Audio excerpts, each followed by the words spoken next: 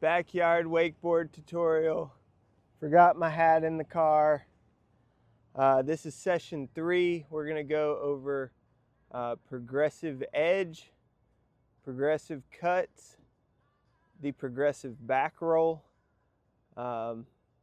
Pretty cool today. God has blessed me with a soft, nice mound.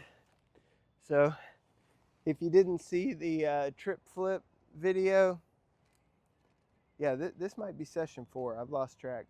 But go back and watch the trip flip video. Pretty funny, minute 30 something seconds.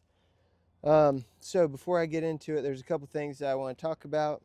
First is Proverbs 18:17. In a lawsuit, the first to speak seems right until someone comes forward and cross-examines the information. These wakeboard tutorials are not going to be perfect. There's going to be some instruction that may be kind of a gray area, or there's some great coaches out there that might have a better way to put it. If you spot anything that is false or wrong, please bring that up to me. I am by no means perfect, and this is just kind of my interpretation of being on a wakeboard. So you may have a little bit different opinion, but we now have an avenue to iron sharpen iron. So first off, I want to shout out to Tyler Royal for some inspiration on this video, and a little bit more of Jonathan Roberts. So I've been reaching out to some of my wakeboard friends, asking them, what are common mistakes or what are things that I can hit on. So progressive edges and cutting. So cutting is first. With my page here, so you see I'm literally almost out of the picture, but we're going to call out here the flats for riding.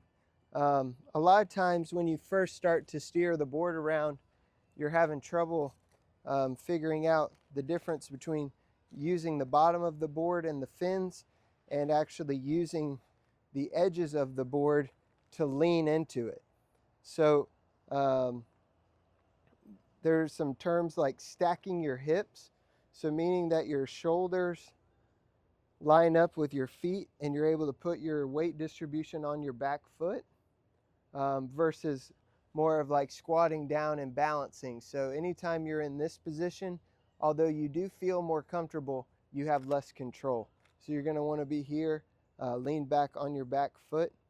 To start the jump, the progressive jump, you can go back to one of the boat tutorial I kind of touched on a little bit, but it starts with a 50% jump with a progressive edge.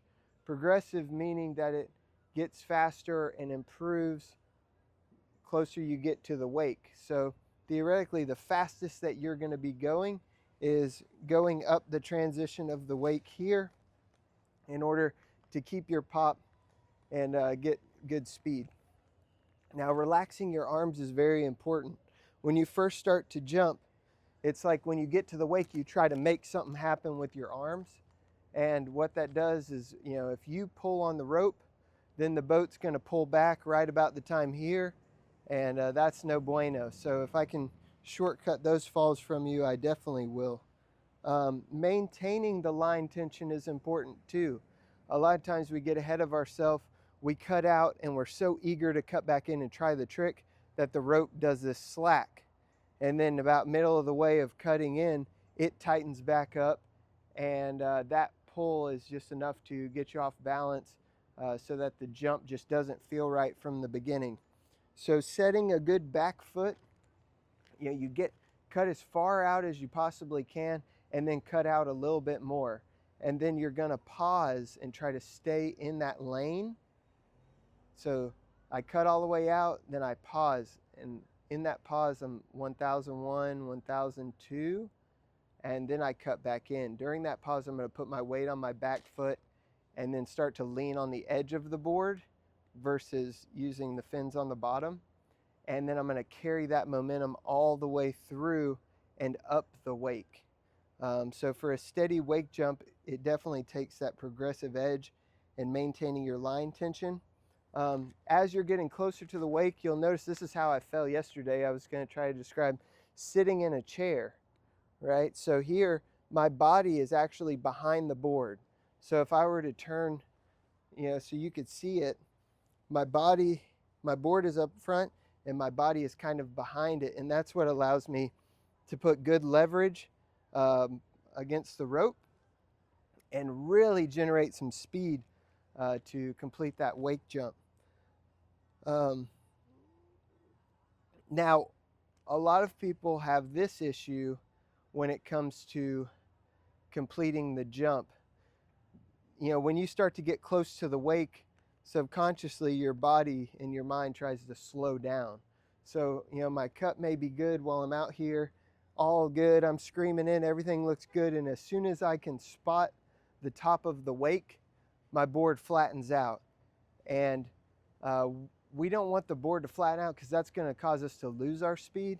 Actually, the angle at which the board goes up the wake is meant to help keep the speed that we just generated. So between that and a slight lean back, comfortable against the rope going up the wake, that's going to help your rope tension. And then the last step, I've heard this my whole life, of standing tall.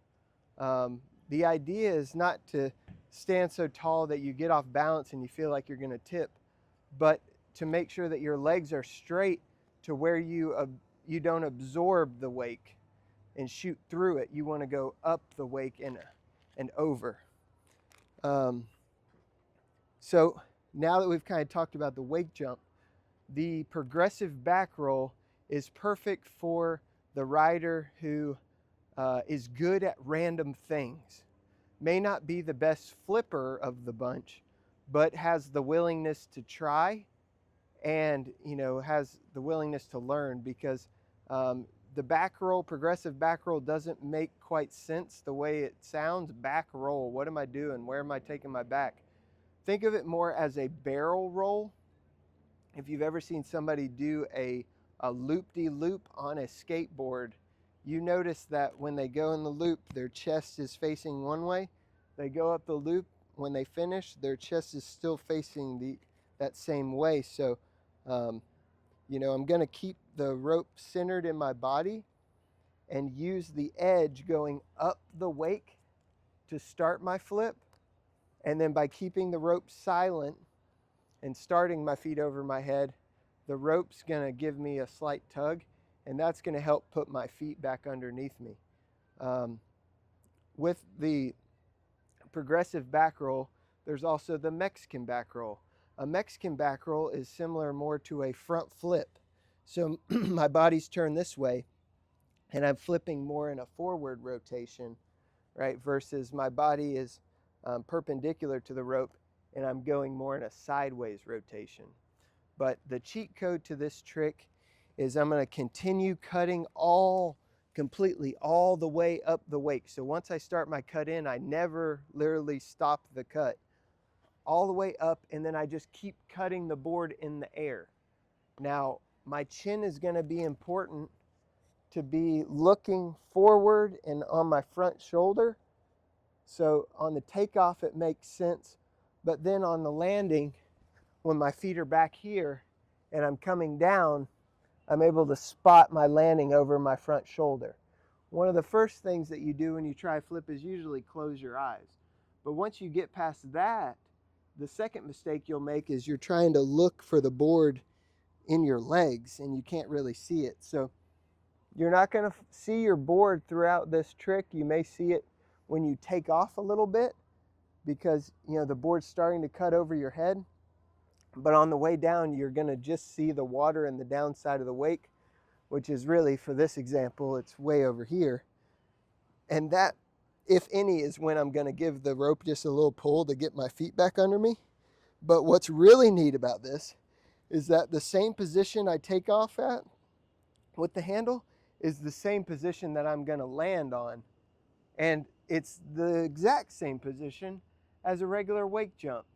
So if you were looking to get outside of your comfort zone this year and learn a flip, there's your siren, there's your sign. Today might be the day think about it this weekend. If you have any questions, you can reach out to me directly. Check the Calendly app to schedule your 3-hour board session at your nearest skate park or body of water. And this is just the beginning of the progressive back roll. I think I could sit here and talk another 30 minutes, but feel free to reach out.